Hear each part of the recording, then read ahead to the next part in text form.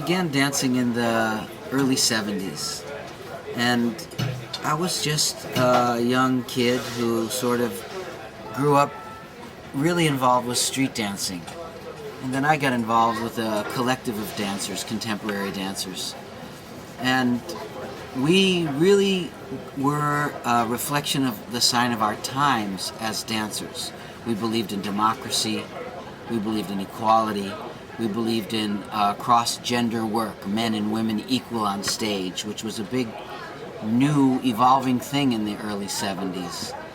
And so my values sort of grew up out of that as a young dancer, really believing in equality and believing that all people should have the opportunity to dance if they want.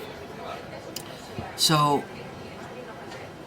I began dancing in that world as a choreographer, making works and performing, but I began to sort of notice that what we were saying about our values as artists, as dancers, we weren't really doing.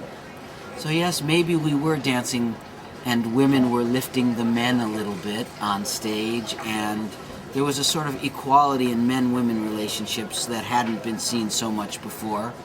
But that was it. That was the extent of us as artists really fulfilling our values. And so I continued to dance in that work, but not be really satisfied with what I saw happening around me, or even with the work that I was doing in my own company. Artistically, I was happy with what was happening, as I was working mostly at that time with all able-bodied people. But it didn't really seem like there was this sensibility about true equality, because I, having had 3 people with disabilities in my family, knew that there was a lot of things going on in my community of dancers that wasn't really about equality. And it was just like, oh, we just won't pay attention to that, and we'll continue saying we're working that way.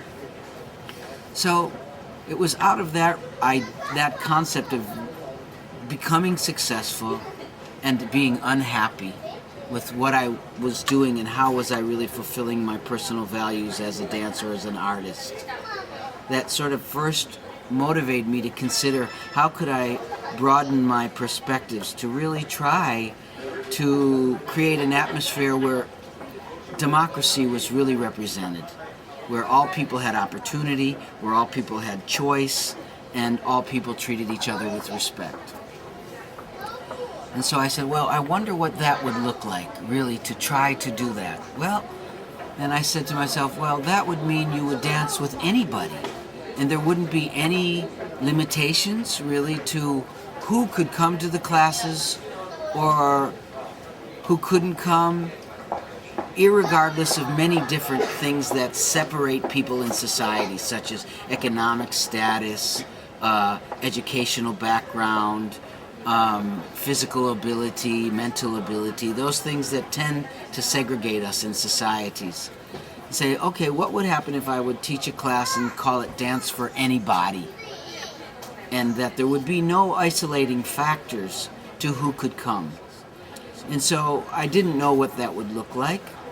And I organized a small group of people who would help me teach that first workshop that was in 1987. And 100 students came to the very first one. And we didn't really know what we would do or how to do it. But nonetheless, there we were as a real, in the beginning, there was a sense of satisfaction even before we started dancing, because all of a sudden in this room there was this honest reflection of society in the room.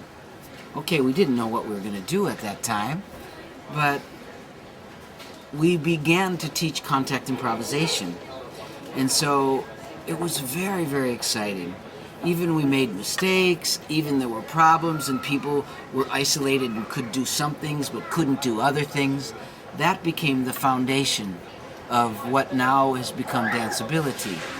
So the original beginning, teach contact improvisation and learn what we could do, teach contact improvisation and learn what we couldn't do. And in the what we couldn't do was things that everybody couldn't do. So if we were separating people out in the class, it meant we were generating a concept of isolation, that we then began to realize was the real disabling factor of people. The concept of physical ability or mental capability or unique characteristics of moving or thinking were not really a problem. The problem was that we were separated from each other, and we had no way of learning how to communicate to solve those problems. So DanceAbility arose out of finding situations that created problems and then solving them. And solving them in a way that everybody had the ability to do something, everybody had the capability to go from one place to another in the same way, without isolating and leaving any person out. So that became the focus of DanceAbility, was not how do we work with disabled people, but how do we eliminate the problems that separate us from each other, so that isolation is the issue, not disability on any level. So DanceAbility is about eliminating the concepts of isolation and those things that don't allow us to communicate. Any problem can be solved in any community of people as long as you have process of communication happening. So the dancing began to be an educational process to teach us how to communicate. We began to teach DanceAbility in that way, which started to separate it a little bit from contact improvisation. We still use a lot of the elements of contact improvisation, but we can't use all of them. Because, for example, if somebody cannot be touched, then I'm not going to teach touching in the class. Okay, there's a certain orientation around different levels of the teaching. In an beginning level class, you make sure that there's no isolating factors involved, that you teach the principles of improvisation to any group of people. And the job of the teacher is not to change what you teach when you teach different populations of people, but change your method of teaching. So I teach improvisation to all people. The principles of how I teach remain the same, irregardless of who I teach. My method of presentation of that same principles of material will change to make the information accessible to the population that's present in that class. So, for example, if you have blind people in the class, then you need to teach a lot of what you say also with touching, right? So the population will just reorient your teaching process, not the teaching information that you're giving.